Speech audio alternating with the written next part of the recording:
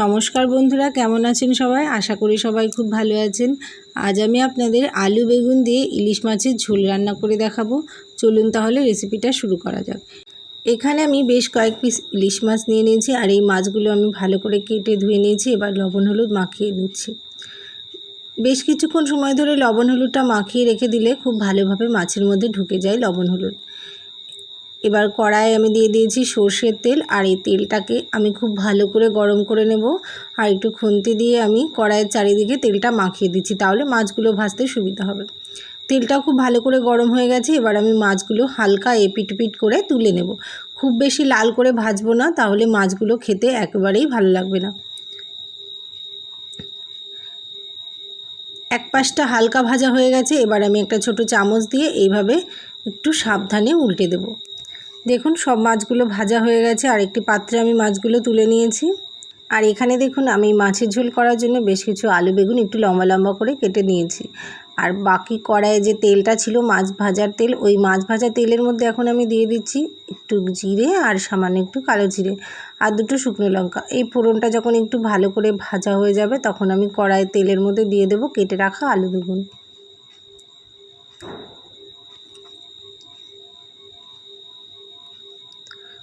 আলু বেগুনগুলো সব প্রায় দেওয়া হয়ে গেছে। এবার আমি একটু খুন্তি দিয়ে ভালো করে উল্টে পাল্টে ভেজে নেব। একটু হালকা ভাজা হয়ে গেছে। এবার আমি কড়াইয়ের মধ্যে দিয়ে দিচ্ছি 1 চামচ লবণ আর 1 চামচ হলুদ।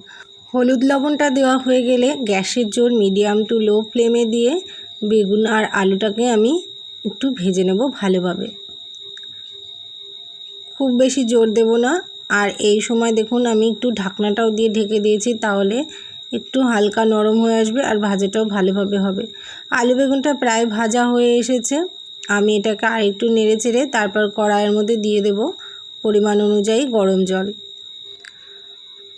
জলটা এবার আমি দিয়ে দিলাম। আমি আমার পরিমাণ অনুযায়ী দিয়েছি, মানে যতটুকু আমি ঝোলটা বানাবো। আপনারাও যখন ঝোল রান্না করবেন আপনারা আপনাদের পছন্দ অনুযায়ী জলটা দেবেন। এবার আমি ঝোলটা একটু খুন্তি দিয়ে ভালো করে নেড়ে চেড়ে দেবো। দেখুন বেশ কিছুক্ষণ সময় পর ঝোলটা বেশ ভালোভাবেই ফুটে উঠেছে। এবার আমি কড়াইয়ের মধ্যে দিয়ে দেবো চিড়ে রাখা ওই 4টে কাঁচা লঙ্কা। লঙ্কাটা দিয়ে আরও একটু আমি ফুটিয়ে নেব। লঙ্কাটা দেওয়ার পর আমি আরও 4-5 মিনিট ঝোলটাকে ফুটিয়ে নিয়েছি। এবার আমি ঝোলের মধ্যে দিয়ে দিচ্ছি আর সামান্য একটু হলুদ আর সামান্য একটু লবণ। যেহেতু হলুদ লবণটা একটু কম ছিল, তাই আমি আর একটু পরিমাণ দিয়ে দিলাম। আপনারা আপনাদের সবসময় স্বাদ অনুযায়ী ঝোলের ঝাল লবণটা টেস্ট করে নেবেন আর আপনাদের পছন্দ অনুযায়ী দেবেন। এবার আমি এই ঝোলটাকে আর একটু ঢেকে দেব।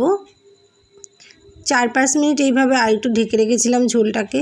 এবার আমি ঝোলটাকে একটু ঘন ঘন নেড়ে দেব, যাতে তেলে জলে খুব ভালোভাবে মিশে যায়। এবার আমি ঝোলের মধ্যে দিয়ে দিচ্ছি 2 চামচ মতো ভাজা মশলার গুঁড়ো। আর এই মশলাটা আমি শুকনো কড়াইয়ে জিরে আর শুকনো লঙ্কা ভেজে নিয়েছি, আর সেটাকে আমি গুঁড়ো করে নিয়েছি, আর সেই গুঁড়োটাই আমি দিয়ে দিলাম ঝোলের মধ্যে। এবার আমি এই ঝোলের ঝাল লবণটা আরও একবার টেস্ট করে নেব। তারপর আমি ঝোলের মধ্যে একে একে মাছগুলো দিয়ে দেব।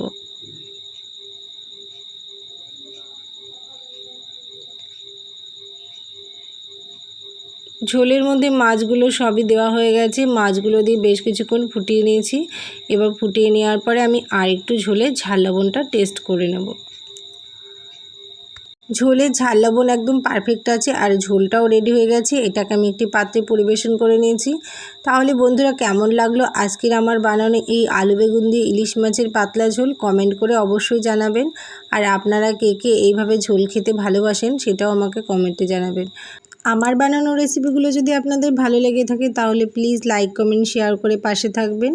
আর এতক্ষণ এই রেসিপি ভিডিওটা ধৈর্য ধরে দেখে শেষ পর্যন্ত সাথে থাকার জন্য, পাশে থাকার জন্য অসংখ্য ধন্যবাদ জানাই। আর এই ভিডিওগুলো যদি আপনারা ইউটিউব অথবা ফেসবুক থেকে দেখে থাকেন তাহলে ফলো অথবা সাবস্ক্রাইব করে পাশে থাকবেন। সবাই ভালো থাকুন, সুস্থ থাকুন। আবার আসবো নতুন কোনো রেসিপি ভিডিও নিয়ে। ধন্যবাদ সবাইকে।